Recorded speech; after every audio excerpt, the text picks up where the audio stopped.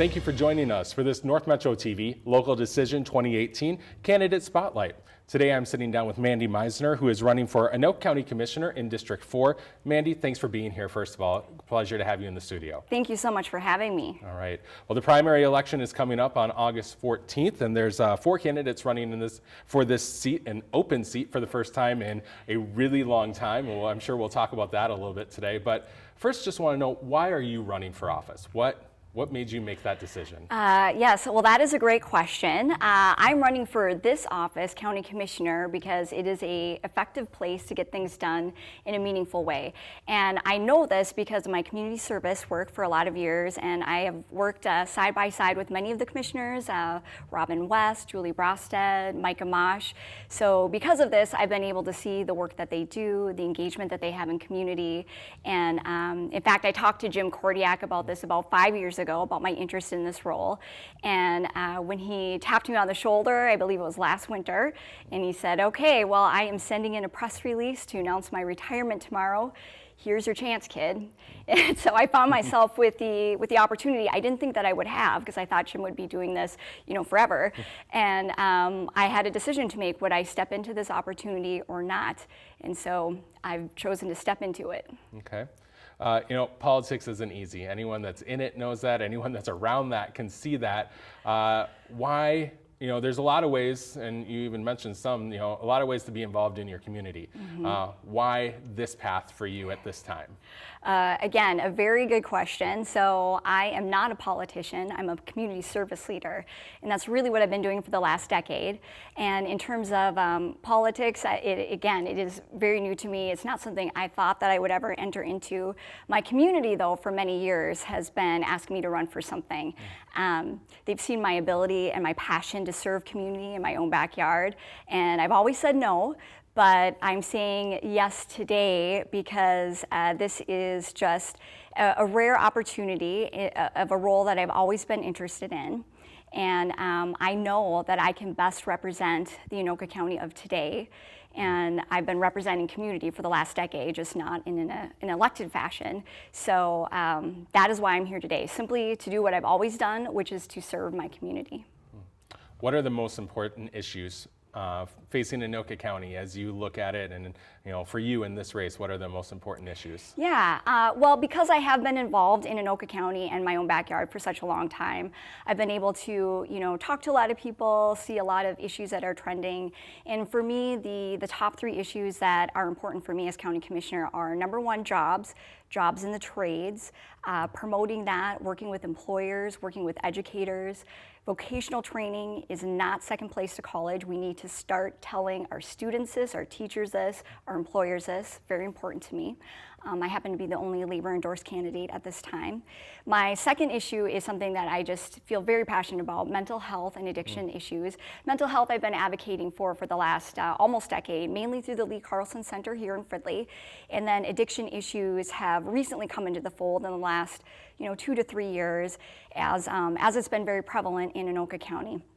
So both of those issues are hard, complicated issues. It needs long-term advocacy for, and you need to have a really solid network in order to problem solve with that. And the third one I call community development. So for a county commissioner, community development is, the basic things of making sure all of our public spaces and buildings are safe and up to code. That means our county roads, our trails, our public spaces and buildings, historical sites. And then at the core of community development and who I am, it is really about being engaged in community and asking community, what is your perspective, working alongside. Mm-hmm. I want to dive into a few of those issues that you mentioned, the issues that are important to you. Kind of want to get your perspective on, as a county commissioner, what can you do in the jobs area? Like, what, if you were elected to this, to the county board, Yeah. what would you propose, the county does to bring in more Right. jobs and to bring in some of those more jobs that you're specifically talking about? Right, exactly. Well, number one is that the Anoka County Workforce Center here in Blaine is actually a great model. It's a model used around the state because of its success. So right there, getting involved, learning how that operates. The County Commissioner Board, they have many subcommittees. I mean, they cover a variety of areas, including workforce. So my number one top priority as a commissioner would simply be to try to get assigned in the committees that are actually doing the work, doing the research, in addition to bringing my already diverse network that I can start working, from day one in terms of ideas and bringing people to the table. And then in the mental health area, how can a county commissioner impact that for this community? Yeah, so again, that goes back to Anoka County offers a wide variety of resources. They're complicated systems.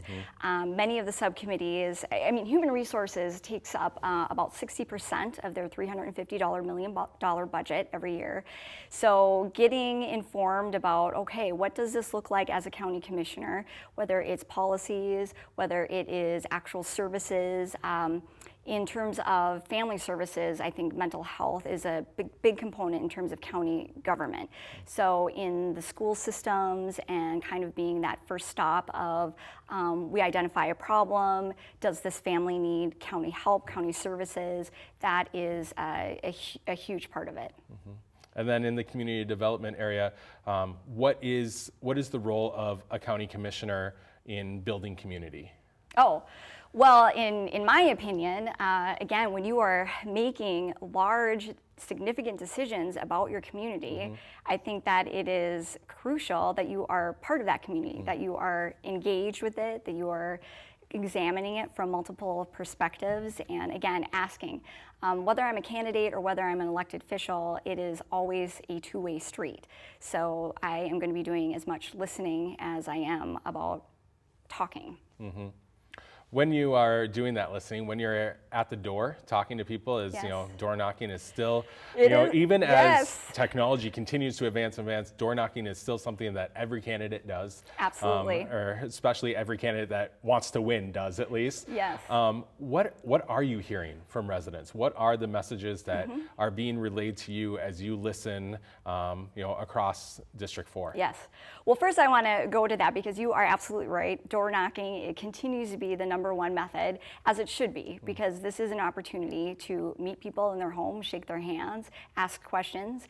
And as I've been door knocking, I've been hearing a lot of stories actually around senior issues. So so Fridley in particular, they have an aging community, so we're going to be seeing a turnover in terms of housing, in terms of workforce development, and the seniors that I talk to, like Sally, she wants to remain independent and in her home for as long as possible.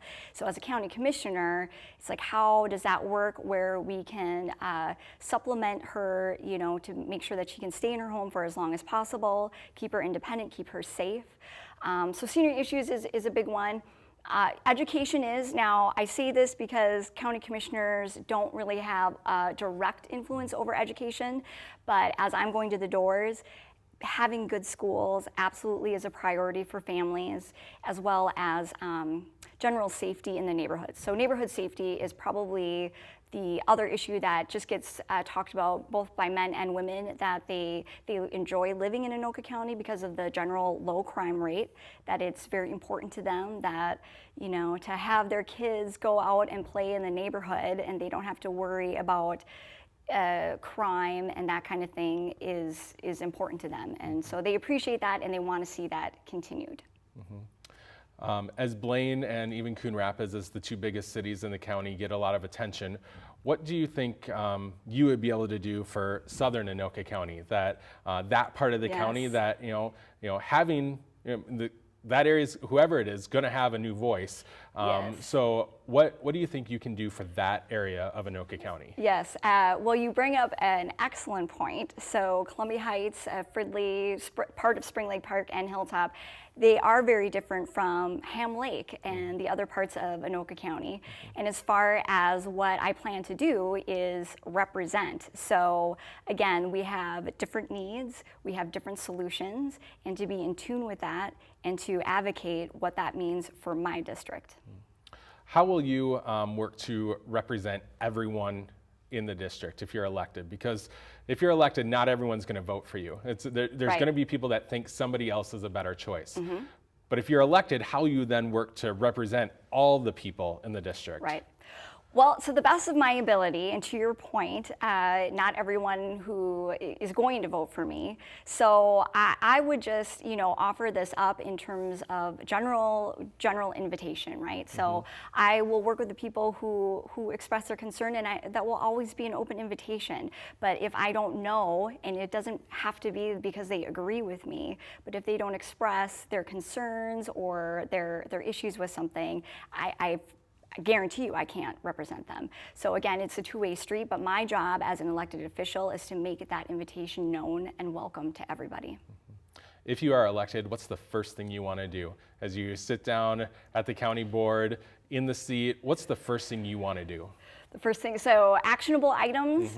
Well, jobs being my number one issue, I really do want to get right in there and start talking about how can we address this issue, because it is workforce development, jobs in the trades. This is something that Anoka County has great opportunity for. It's not getting taken advantage of, and I believe that we have a lot of students that could be in fulfilling jobs. So I really want to start working on that particular issue right away. If someone comes up to you and says, Mandy, why should I vote for you in the primary? What do you tell them? Why should they vote for you? Why should they vote for me? Well, I have been living in my community for over 20 years. My first apartment was in Columbia Heights right out of high school. I moved down the road to Fridley, where I've been for 17 years with my family. So they should vote for me because I know and understand and love this community, and I want to simply make it better, make long-term positive change. And if that is something that they also seek in a representative, then they should vote for me. How can people get in touch with you if they want to ask you a question, want to learn more about you? How can people get in touch with you throughout this campaign? Yeah, absolutely. So I have several different ways that people can get in touch with me. My website is votemandy.com.